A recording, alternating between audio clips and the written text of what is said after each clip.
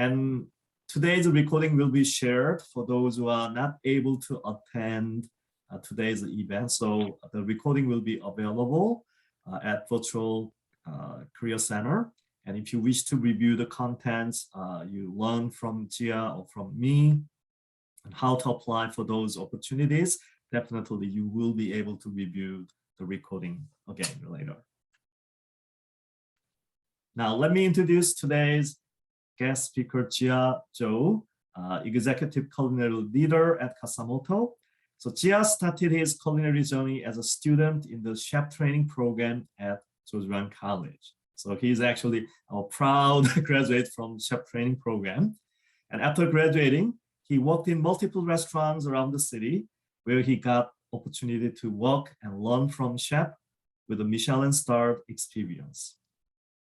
His love for Japanese cuisine led him to Kasa Moto in 2020, where he started as executive sous chef, and now is working as a leader of the culinary team. Now I will hand over to Gia to present. Just unmute myself. Hi, everyone. This is kind of a little more informal than the career fairs that you guys are more used to. But just want to say hi. My name is Gia. I've been with Kasa Moto for a year and a half now. I started as a student with George Brown back in 2013, 2014. Before that, I was enrolled in University of Toronto, but one day I just woke up and thought, like, I don't want to do this like office 9-to-5 job. Is not really for me. I love to move around. I love food, and it made sense for me to just switch career path. When I was in George Brown, I had the opportunity to work for Auberge de Pommier during the Submalicious program, and that's where I found my first mentor. His name is Chef Moto. So love him to death to this day. But like working there really gave me the good foundation to get to where I am today. I was able to learn a lot from the team members around me. Everyone push each other to be the best they can. And that's where I draw most of my inspiration from even until this day. As I was speaking to Roberts earlier, for me, when I hire people, I don't look for the person with the most experience. I don't care. Well, I do care, but I don't necessarily value a lot of like crazy experiences, like the superstar resumes. The people that I'm looking for my restaurants are individuals that have great, like they have a great love for food. They have great work ethic, punctuality, and those are things that I value most when I do my hiring process. Because I think that knowledge can be taught but those work ethics are what's going to make you successful in this culinary role. So a little bit about Kasa Moto. We're under the Chase Hospitality Group umbrella, and we're also partnered with Planta Restaurants. So we have multiple venues throughout the city, with the Chase Hospitality Groups mainly being Chase Restaurant on Temperance Street and Kasa Moto located in Yorkville. But also there's Planta Restaurants in Yorkville, Queen Street, and multiple locations in the States. So to join this company, you do have a lot of opportunity for growth. We are always open to transferring staff within the restaurants if they feel that there's more of an interest to learn either French cuisine or Italian cuisine at Chase, Japanese cuisine at Kasa Moto, or even if you want to do plant-based cuisine, there's multiple locations where you can do that. So it is a great company to work for. We do take care of our staff very well. And then just to go on more about Kasa Moto. So we have a lot of students actually that work here currently who are graduates from George Brown, mainly being my two sous chefs. Their names are Jason and Matt. They're both graduates in the 2019 culinary programs. They've been with me for 3 years now, and they're great cooks. And we also have many individuals that are on the line or that have moved on to other restaurants. But I've always had a lot of success hiring students from George Brown. I feel like the school itself really brings out a very unique type of individual. and I really love to like work with more students in the future. It's a little bit about me, Joseph. Any All right, thank you. So I think I always love to hear our graduates from our culinary program really doing well and move up the ladder. So as you heard from Gia, so he's managing the whole kitchen as a leader and hiring so many different opportunities for our students, both front of house and back of the house. So I'm going to ask our students to introduce who you are and what types of opportunities you are looking for. So this is your golden opportunities to pitch yourself before Gia. So I will ask you, if you feel comfortable, you can unmute yourself and just quickly introduce who you are and what are you looking for at this moment. If you are not comfortable, it's okay for you to skip. But if you like to introduce who you are, so you can do so now. So I will start with Robert. I know we did already, but I'm going to ask you one more time to introduce who you are and what you are looking for. Yep. So I'll recap a little bit, but so I am a student in the culinary skills program at George Brown. And I have never worked in the industry, but I'm looking for a good entry point into Japanese cuisine mainly, but any cuisine is good learning, I think, for the food world. And I had heard about this opportunity in my sustainable chef class, actually, surprisingly or not. So thank you, Robert. So as you heard, Gia, I think one thing Gia emphasized, the knowledge could be taught, but work ethic is most important hiring decision factor. So when you really apply and have an interview, really you need to shine your personalities and showcase your work ethic and passion for industry. I think that's the three things Gia really highlighted. All right, now I will hand over to Hyun. If you'd like to unmute yourself, just quickly introduce who you are and what you are looking for. Yeah, hi, my name is Hyun Han, and you can just call me Emily. And actually, like last week, I've been to the Kasa Moto with my friend, and it was a really like fantastic experience for me because really I love the food in there. Actually, I tried like maki with the udon noodle. It was really good, and actually, it was like it brought me here, and the staff service was also perfect. And I wanted to get the experience, and I will graduate soon, like upcoming April, I will graduate. And I'm studying for hotel operations management. So I just want to work with really good people, like in the staff in Kasa Moto restaurant. So yeah, I just wanted to hear about like the stories in restaurant here. So I'm here to listen. Yeah. Nice. Thank you, Hyun. Thank you. I'm glad to hear that you are going to graduate soon, and this is your golden opportunities to get connected with our alumni like Gia, and you will find wonderful opportunities for sure. So I'm going to ask the rest of students who are attending today's event, if you like, you can quickly introduce who you are. If you are not able to share your screen, that's totally fine. We are all struggle with the screen fatigue. I totally understand. But if you like to introduce who you are, you can do so by using the chat. So you can just type your name, program, what program you are taking. You can do so. I will give you a couple more seconds before I open the floor for the Q&A.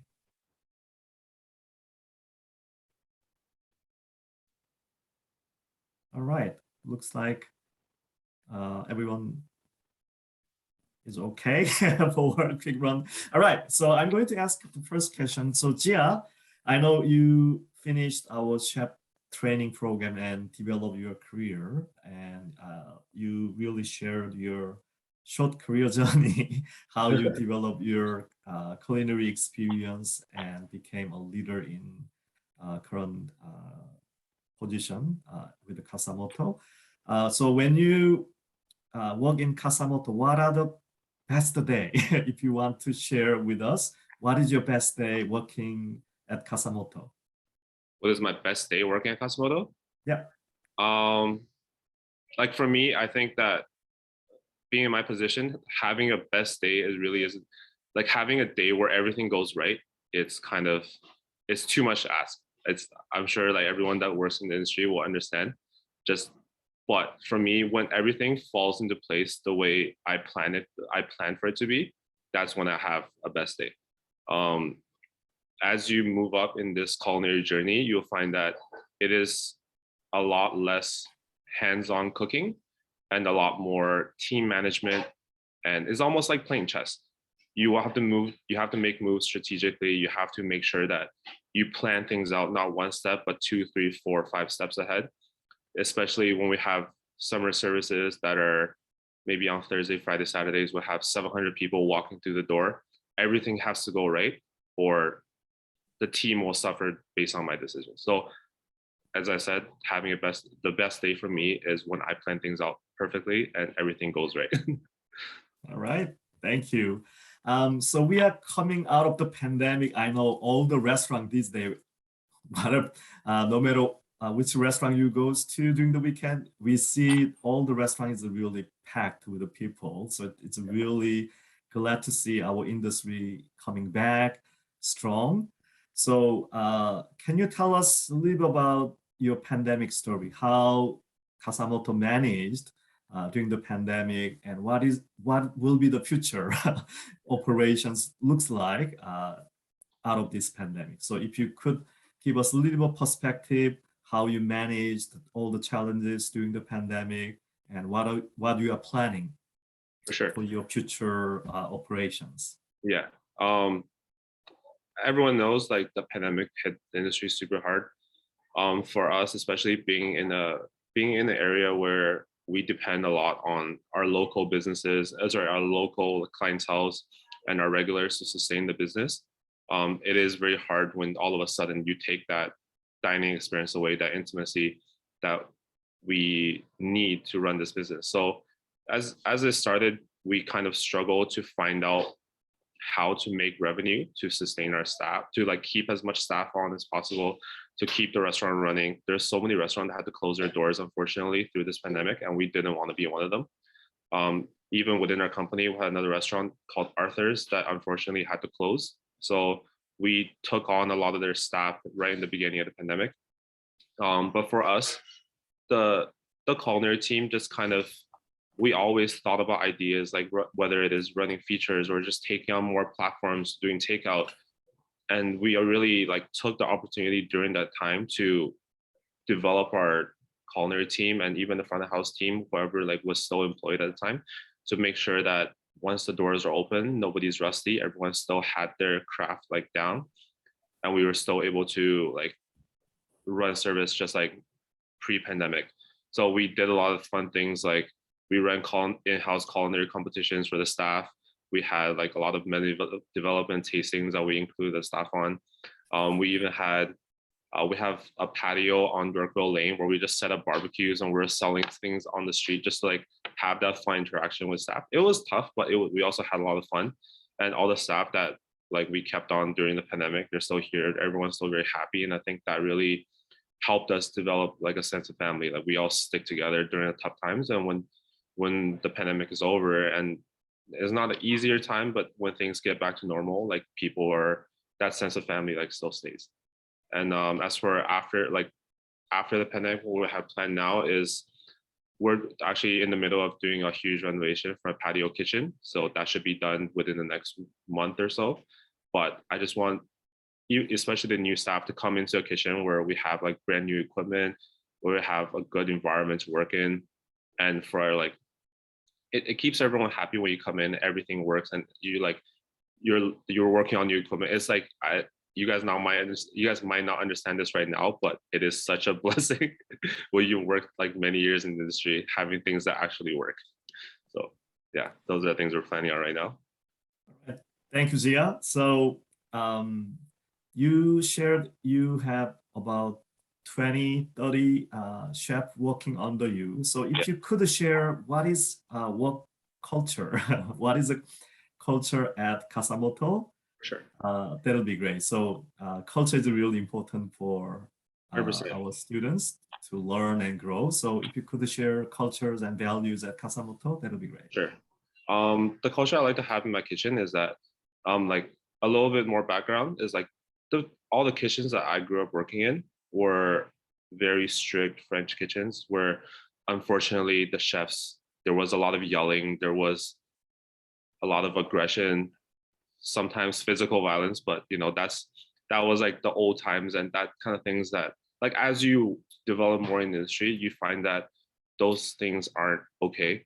And that's some things that we avoid here at all costs at Kasimoto. As I said before, the staff here is a more younger crowd. Everyone's in the like early mid 20s, and we like because everyone's around the same age. Even myself, I'm very old, but I haven't hit my 30s yet. We do have that. Like we have a lot of fun in the restaurant because we are all around the same like age group. So like everyone can. We don't have that sort of gap in terms of communication. Everyone feels very comfortable to speak up and voice their opinions, and we do take everyone's opinions into consideration. In a normal night of service, everyone has a lot of fun. We're very vocal. There's a lot of like we're calling boards. There's a lot of like loud yelling, but it is not aggressive by any means. We're just trying to have fun and communicate. But everyone knows that we have fun, but when it gets busy and it's time to put your head down and really push through the busy service, everyone gets it. And like it's like a flip of the switch. It's really cool to see. So that's the kind of community we have at Kasimoto.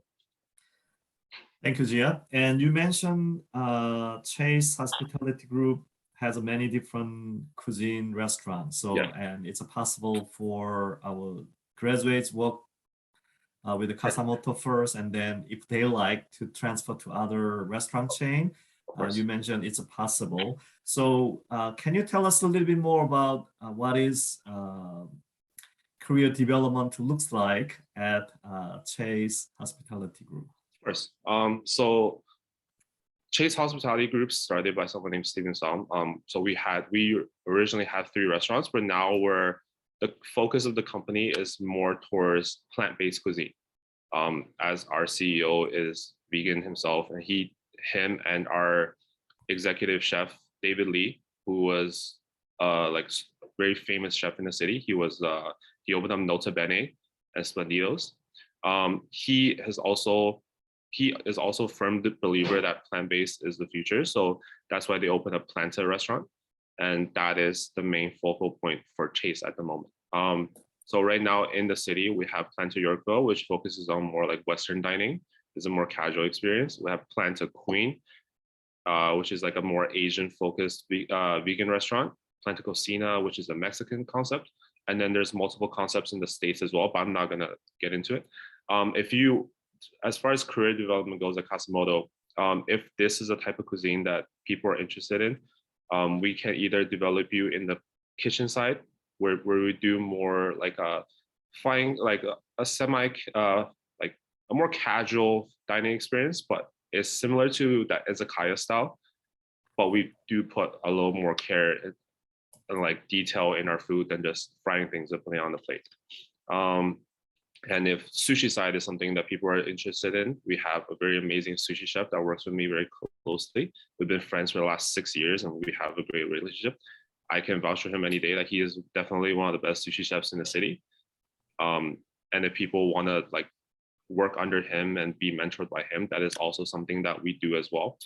And we also have a great pastry program. Our executive pastry chef runs all the pastry programs for the company.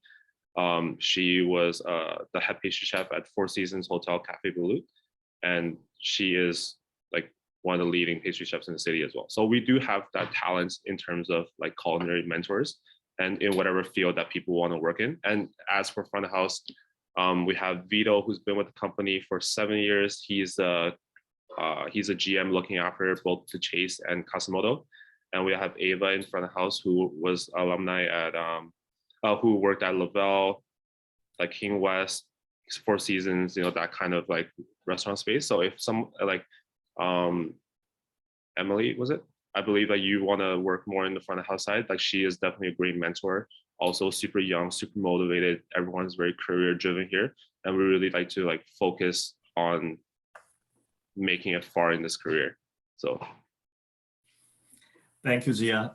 So many students, so they are going to earn industry experience, and obviously you just shared there are so many great mentors they are going to meet while they are working at Kasamoto. So what is feedback system looks like? So let's say our student working at Kasamoto and have a mentor, and are they meeting regularly? And what is how our student can really get feedback from mentor? mentors for sure. Because like so for us here, during the summertime it gets a little crazy, but everyone that I named before, we do work on the line. We're in the restaurant 5, sometimes 6, 7 days a week. We really take pride in our work ethic, and we do put a lot of time into personally developing everyone that we see with potential, and we want them to grow in this industry. There obviously, as you move up, like my sous chefs spend a lot more time with me one-on-one, but I do take the time as well to develop all the new people that walk through our doors. Like everyone's kind of like my student now after they come into this restaurant. So I do have that sense of responsibility to mentor them to the best of my abilities. And I believe that everyone else that I named above do the same for their staff as well. Thank you. So Gia, if you like to present what other career possibilities are available now for our students, or the positions and how our student can apply for those opportunities, I think that would be great. Sure. So for my department, I'm looking for line cooks and pastry cooks. In the sushi bar, I'm looking for, well, we just call them, if they work in the sushi bar, they kind of get to learn everything. We don't really have titles for them. It's their jobs or whatever the sushi chef like sees fit. If someone grows exponentially, they can start from doing prep for sushi to, you know, doing makis, doing like oshis, start butchering fish. But that depends on their own personal like skill level. In terms of front of house, we're looking for hostesses. We're looking for server assistants at the moment. It is if you're a hostess, our career path generally is like hostess, lead hostess, and potentially maitre d'. Like we're gonna bring someone in as a maitre d', but she's been with us for the last 2 years. So it is kind of a fast like a fast development. And on the floor, if you're a server assistant, after a year or so, you can potentially, if you like really push yourself, I'm sure that we can definitely talk about being a potential server for the restaurant as well. And then we have great sommeliers that like are great, like willing to impart knowledge as well. So there's a lot of things to learn in terms of front of house. And how our student can apply for those opportunities? Is there a website we need to apply through, or just we can at the moment and cover letter by email? Yeah, at the moment, if you guys are interested, please feel free to send me your resumes. I believe Joseph typed my email out in the chat. Just send me a quick introduction of who you are, and then send me your cover letter, a little like something about yourself, and then I will definitely reach out to you as soon as I can, and we can go from there. Sounds great. So I already shared Gia's email address in the chat. So what I can recommend you, instead of going through company typical career site, it's faster. This is the golden opportunities. We have now backdoor, so you can send your cover letter and resume directly to Gia. So I think Gia will arrange interviews for your opportunities.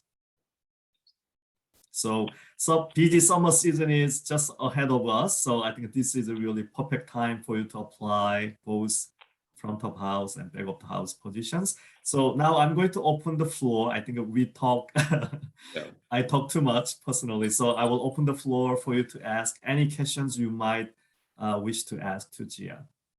So go ahead, Robert and Emily, if you like to ask any questions, please go ahead and ask. I have a question. Can I ask you something? Yes. You, as you mentioned, you're not gonna like looking for who have crazy experiences or like who have a lot of like smart person like that. It sounds like for me, but then can you just explain more about that? Who are you looking for? Like priorities that you're looking for someone in like when you're hiring employees in your restaurant? Of course. A little bit, maybe I misspoke, but I'm not saying that I don't look for people that have a lot of experience, but I'm just saying that for me, I don't weigh experience as much as I should. For me, like cooking is difficult, but it's also very simple when it comes down to it. But the thing is, there's a lot of people that I hired that have really amazing resumes, that have the most like amazing like references, but when they come into work, I see that, you know, maybe they're not punctual, or they're quote unquote lazy, or they don't push themselves to the best of their abilities. And like, those are the people that I personally don't prefer in my restaurants. With the team that we built here, like everyone pushes themselves to the best of their abilities, and we kind of motivate each other. And if there's someone not working to their like not working to the full extent of their capabilities and kind of like dragging their feet, it pulls the rest of the team back. And that's what I mean by I don't value like experience as much as I value work ethic. Does that answer your question? Yes, perfect. Thank you so much. Thank you, Emily. Any questions, other students? Yeah, sorry. So first of all, I think that's a really good work culture to have in a kitchen. With regards, I think you had mentioned, so you currently have like 20 chefs and you like to hire for the summer around like maybe 30 line cooks. Do you know maybe like are all 30 chefs like coming in at the same time, or is there like a, you know, distribution like in terms of hours and like their typical day in the kitchen? Of course.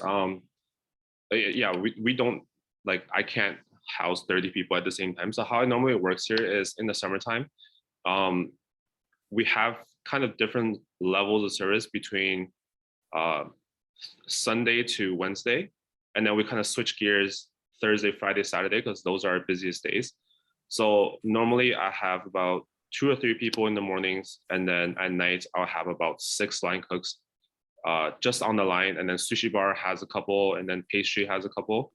But on Thursdays, Fridays, Saturdays is where we kind of, the restaurant gets really packed, it gets really crazy. So the restaurant actually has 2 separate kitchens along with Sushi Bar. So I operate both kitchens for those 3 days. So that means 6 people downstairs, 6 or 7 people upstairs, plus Sushi Bar, plus lunch team, plus pastry, porters. Like you can kind of see how the team like ramps up like exponentially, right? Yeah. I guess in that case, like with those sort of roles in mind, are there qualities in a worker that you look for maybe for like the morning position as opposed to the night position, or qualities that you would want in, let's say, the person at the Sushi Bar? Yeah, of course. For someone just going off the kitchen, like the lunch team usually is like, I kind of cater more towards people that have other priorities. Like I have individuals like off the top of my head, I have this guy named Ben. He's going to UFT right now to become a conductor, and his lifestyle and his like school schedule makes it so that him working late nights isn't really an option. But he's been with me for like, he's been with the company for 3+ years. So I kind of like, I'm very understanding towards his needs. And I don't hire people based on like, I don't want to be selfish and say like, hey Ben, you know, you work here, so let's prioritize Cosmo. Like, no, you want to be a conductor? Great. Like just work here and make your money. I'll give you the hours that you need. But I do want him to pursue his dreams. So like, that's the kind of people that I kind of schedule for lunch, or the people that have like, you know, they have other things to like that they want to pursue at night. So maybe a lunch shift works better for them. So like we can always cater to that. But for the dinner team, like this is their main priority. Like coming into work and learning and pushing themselves, that's where we focus on in the dinner time. And that's where we also focus a lot more on the development, because lunch is kind of more like they come in, they like is less busy. So they have more time to kind of like organize themselves and prep for the dinner time, like for the dinner cooks, etc. So that's kind of how we separate. And in terms of the sushi bar, how the chef like he likes everyone to be like fully committed to the sushi bar. Because it is a lot more demanding because skill wise, like knife skills, like how to cook rice properly so things aren't mushy, or like the standard is like very, very high in sushi bar. So it takes a lot more focus and like, you know, it's brain fart, but you know what I'm saying. Thank you. Thank you. Thank you. Thank you, Robert. That's great questions. Any other questions for those who are attending today's event?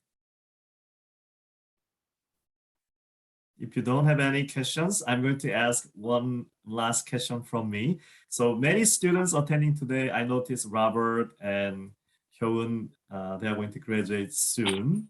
So if you go back to your college days, picture yourself, you are just facing your own graduation in a couple of weeks. And now there are so many different opportunities ahead of our students. So if you go back to those college days, what career advice will you give?